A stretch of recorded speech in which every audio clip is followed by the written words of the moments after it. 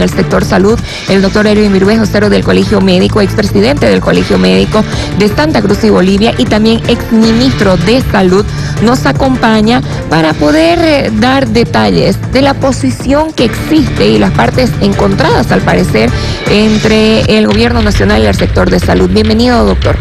Muy buenos días, Desiree. Es un placer poder informar, sobre todo, no al sector salud, sino también a la sociedad civil y a todo el país. Creo que la aprobación de esta emergencia sanitaria, de esta ley de emergencia sanitaria, ya nació con vicio de constitucionalidad al no ser trabajada con el sector y puntualmente vulnerar los procesos constitucionales. Es decir, cuando se debió y el Colegio Médico se reunió con el Ministerio de Salud, esta norma no fue analizada en la Comisión de Salud, sino fue analizada en otra comisión y aprobada entre gallo y medianoche. Entonces, constitucionalmente ya nació muerta esta ley. Segundo elemento, existe una contraposición de leyes que ya están claramente establecidas. Está la Ley Marco de Autonomías. Esta figura ya se dio en el anterior gobierno. Crean una supraestructura a la cabeza de todos los ministerios. Me recuerda cuando el gobierno anterior crea la misma estructura para centralizar los recursos, hacer las compras directas y ahí están los resultados. Corrupción, sobreprecio y una serie. Y lo mismo, esta ley de emergencia sanitaria hace una supraestructura, vulnera la ley marco de autonomía, le quita las competencias que están establecidas en el artículo 81, y aquí es donde debería representar los gobiernos municipales, departamentales, dejar de hacer campaña y representarlo constitucionalmente, porque le ha quitado esas competencias. Y mire, hay una ley que es la 602, que es la ley de emergencia y de riesgo y emergencia y desastre, donde respeta el marco autonómico y le saca, mire, todo está textualmente aquí, en una disposición transitoria dice que los recursos serán según lo previsto en el artículo 28 de la ley 602. ¿Y qué dice la ley 602? Le va a sacar los recursos de esta ley que van a destinarse el 0,15% del presupuesto general. Es decir, la intencionalidad es manejar recursos, compra.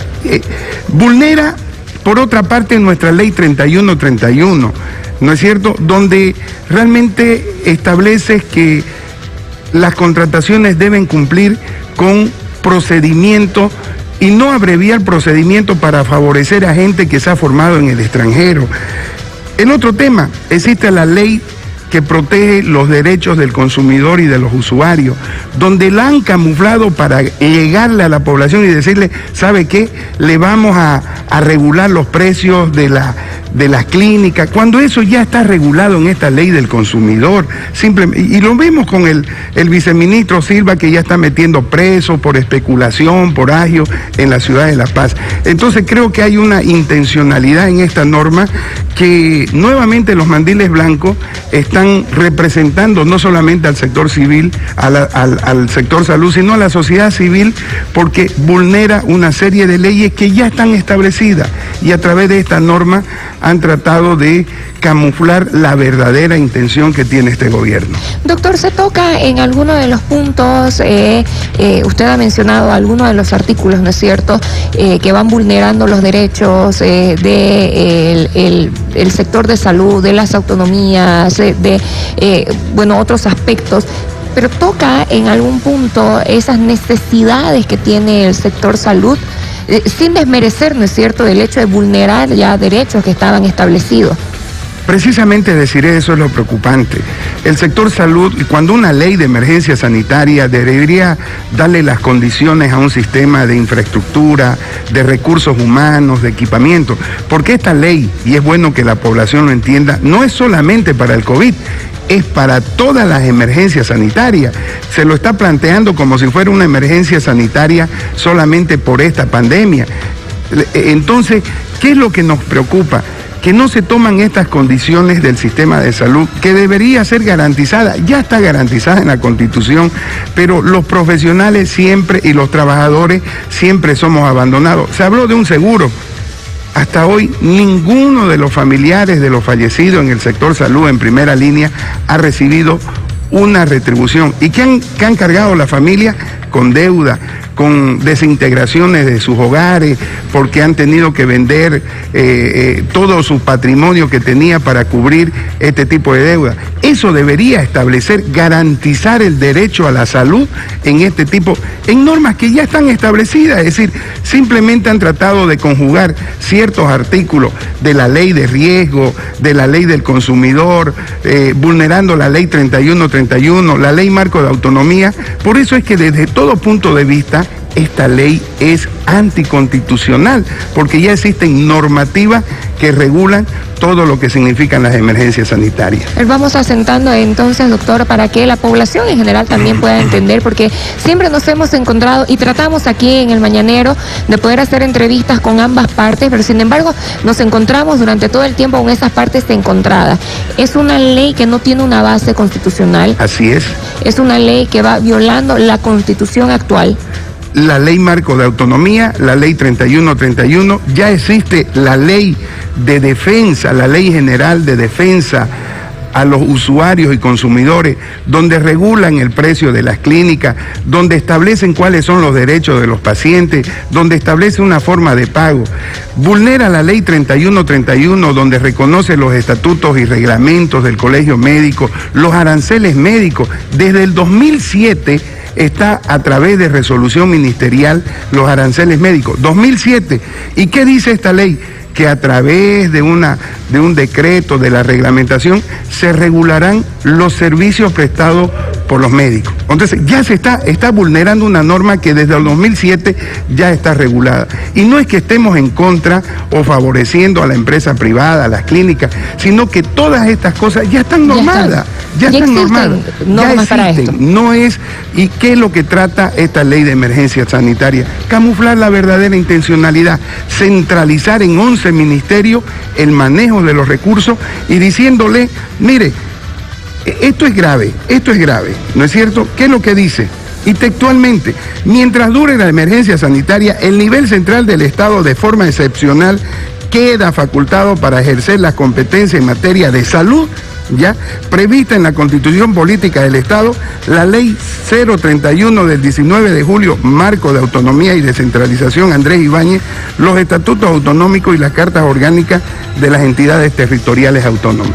Es decir, le va a sacar las competencias que ya están en una ley y donde aquí la ley marco de autonomía establece cuáles son las competencias que desarrolla la gobernación, los municipios, las entidades indígenas, y eso lo va a centralizar. Entonces, deberían ser los primeros en estar protestando por qué le va a cercenar los recursos, por qué va a cercenar sus competencias, y nosotros nuevamente como sector salud, como profesionales y trabajadores, estamos en la defensa, no porque simplemente se nos están embargando las voces al no hacer movilizaciones, se están tratando de simplificar procedimientos y procesos para contratar personas y legalizar y legitimizar la gente que no sabemos la formación que tiene en el extranjero.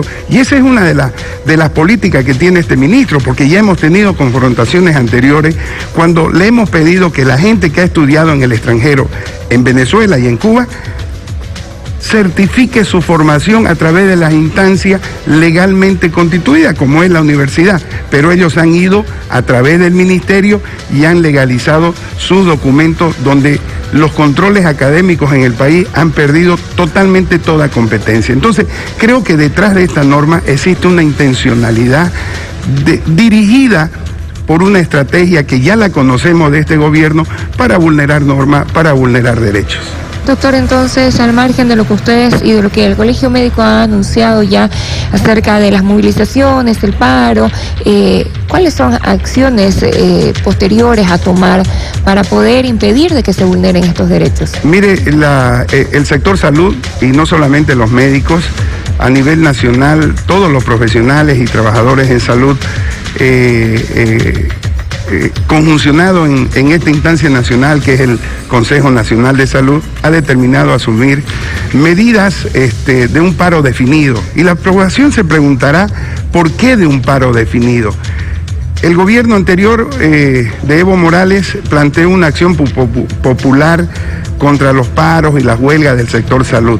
Y mire, la sentencia constitucional dice no se pueden hacer paros indefinidos, pero conmina al Ministerio de Salud a que le dé las condiciones al sistema en infraestructura, equipamiento, recursos humanos, pero ahí hay un cumplimiento del Estado. Se han olvidado de esta sentencia. Por eso que el Colegio Médico y el CONASA ha dicho, vamos a hacer paros definidos, 10 días hasta para cumplir esa sentencia constitucional, y el ministerio convoque al sector para solucionar los problemas del sector. Entonces, aquí el Ministerio de Salud está totalmente desconociendo las sentencias constitucionales, y las medidas que ha adoptado el sector es precisamente para hacer prevalecer el Estado de Derecho, proteger el bien mayor, el derecho a la vida. Es incómoda una medida de llegar al paro, pero si no se respeta el marco jurídico en este país, ¿quién va a hacer respetar sino nuevamente salir a las calles para que